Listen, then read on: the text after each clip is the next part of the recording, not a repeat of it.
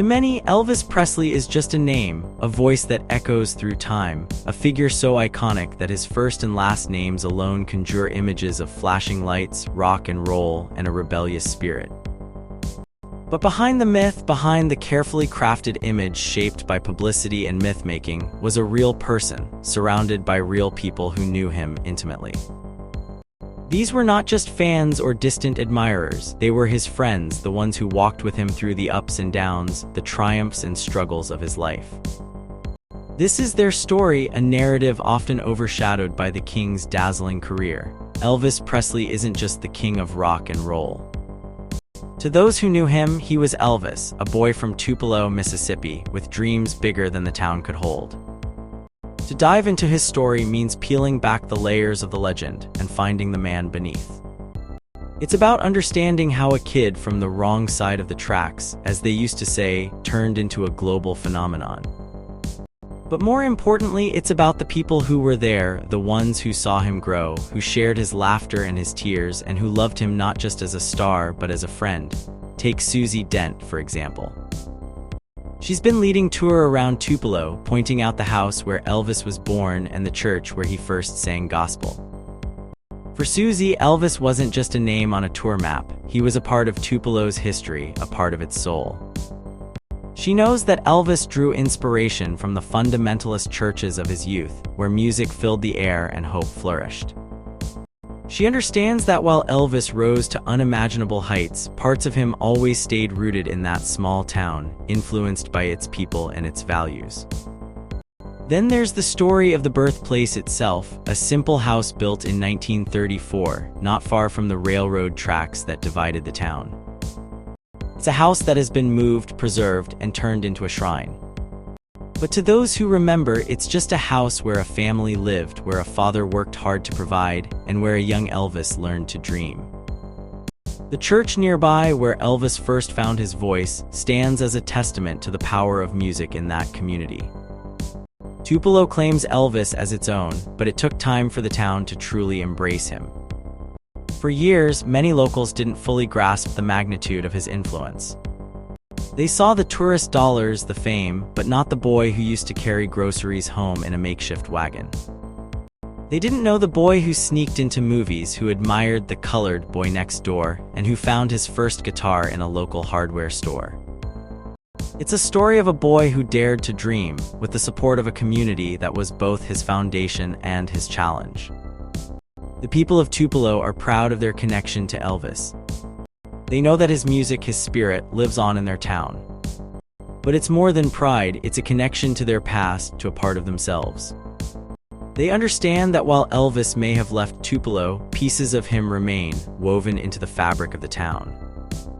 They see it in the signs that mark his birthplace, in the pilgrims who come to pay their respects, and in the stories that continue to be told. These are the faces behind the legend, the ones who knew Elvis not just as a star, but as a friend, a neighbor, and a boy who once walked the same streets they do. Their stories are the real Elvis story, raw, honest, and deeply human. This is a tale not just about a musician, but about a man and the community that shaped him. In the small town of Tupelo, Mississippi, Elvis Presley's birthplace has become a place of pilgrimage for fans from all over the world.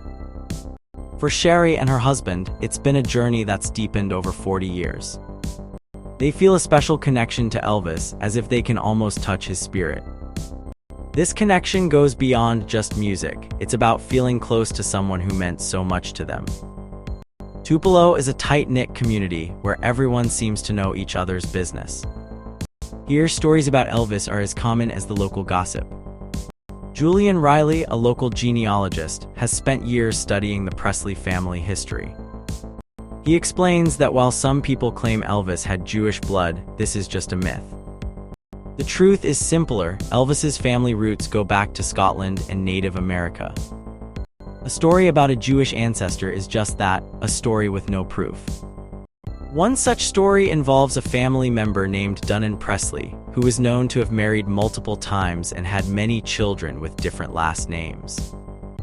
However, Riley firmly believes that Elvis's true ancestry can be traced back to his great-grandfather, John Presley, who was a Scottish fiddle player. John's name, not the more famous Presley, should have been the one associated with Elvis. For fans like Sherry, visiting Elvis's birthplace is more than just seeing a house. It's an emotional experience. They tour museums dedicated to his life and often listen to his music on special radio stations. The impact of Elvis's death in 1977 was felt deeply, not just in Tupelo but around the world. Sherry, like many others, mourned his passing deeply. The birthplace itself has changed over the years. Initially, there was a museum near a public park that showcased the pink Cadillac once owned by Elvis. However, the town didn't want the place to turn into just another commercial attraction. Eventually, that museum closed. Despite this, the birthplace remains a significant site for fans like Lois and her husband. They make a point to visit every year, listening to Elvis's music non-stop and planning their next trip even before they leave. Dick Guyton, the caretaker of the birthplace, knows more about Elvis than most. He recalls how the young Elvis would sing songs about his dog, showing the early signs of his talent. Guyton also notes that visitors come from all over the world, 21 countries in 1 year alone. Some come as die-hard fans, while others are simply curious. Regardless, their visit helps keep the local economy thriving. Elvis's influence extends beyond just music. In Tupelo, he's an integral part of the community's identity. At the local First Assembly of God Church, conversations about Elvis are common. Here, fans like Sybil Presley, Elvis's second cousin, share their memories. Sybil describes Elvis as shy, kind, and generous, though his fame eventually caused distance between him and his family.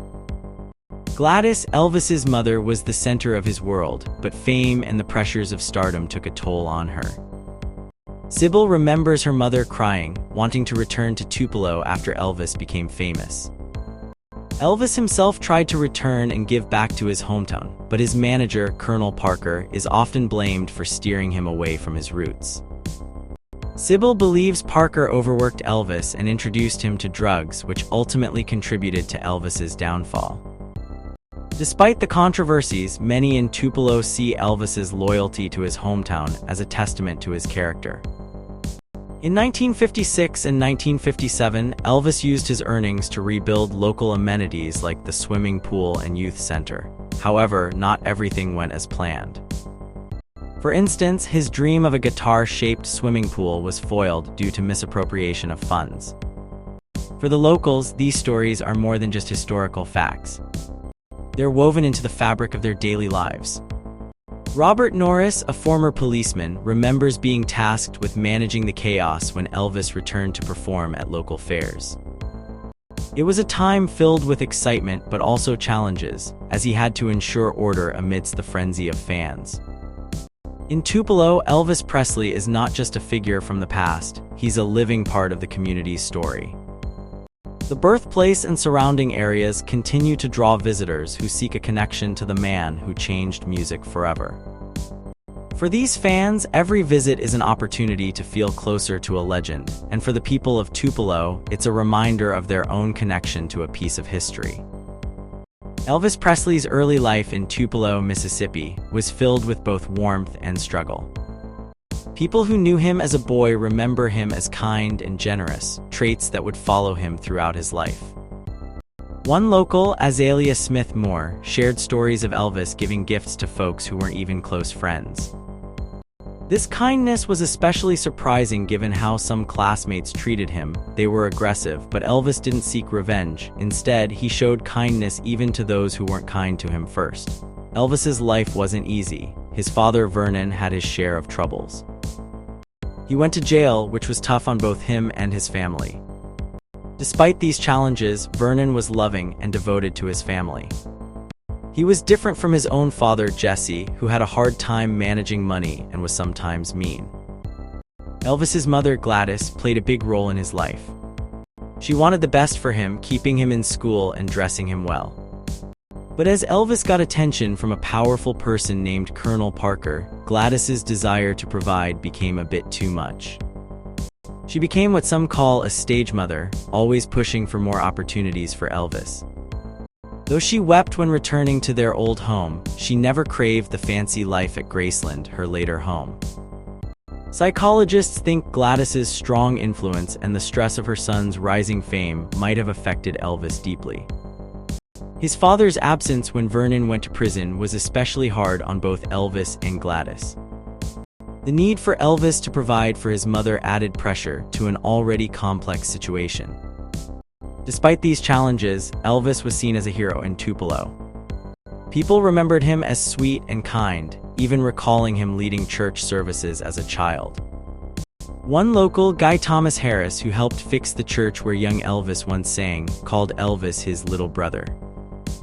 Harris kept photos of Elvis and friends showing how close they were back then.